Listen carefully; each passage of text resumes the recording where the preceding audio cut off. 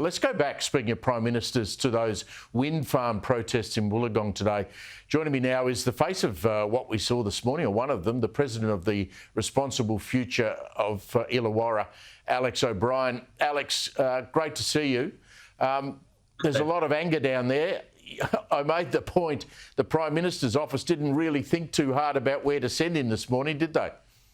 No, they didn't. And I think what you saw today was visibly the frustration of the community, in regards to this issue. But clearly many other issues. There are many passerbys as well that were not part of our group that were also walking past and letting our Prime Minister know how they felt.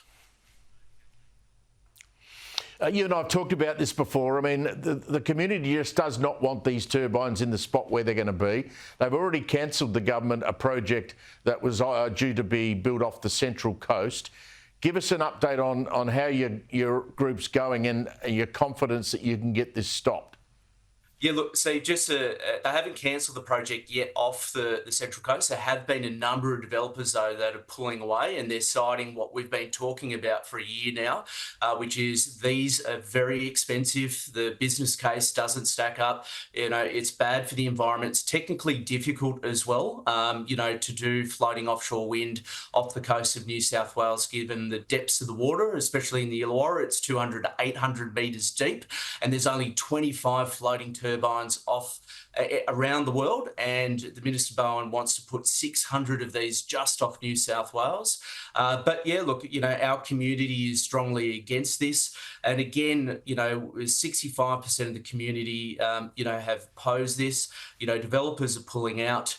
So it's time for, the Labor government to admit that the projects are failing and just to scrap them. There's no point continuing to upset the community who love that coastline, who love the environment. And there's also local jobs, Steve, in tourism, in, our commercial fishing that are really at risk if this development goes ahead.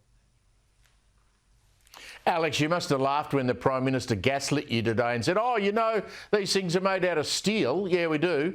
I had a look. There's a very tiny amount of Australian steel going into these turbines. Most of it's coming from China. So, fancy trying to pull that one on you.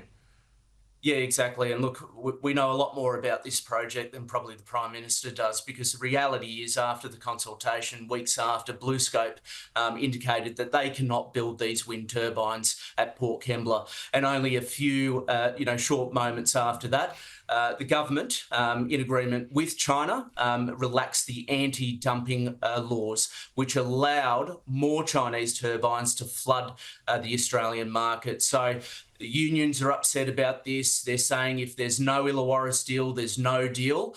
But it's clearly the Prime Minister does not understand the detail of this project, because there isn't going to be a lot of steel from the Illawarra going into these turbines. Alex, we'll keep in touch. Good luck with your campaign. I thought it was brilliant what you did today.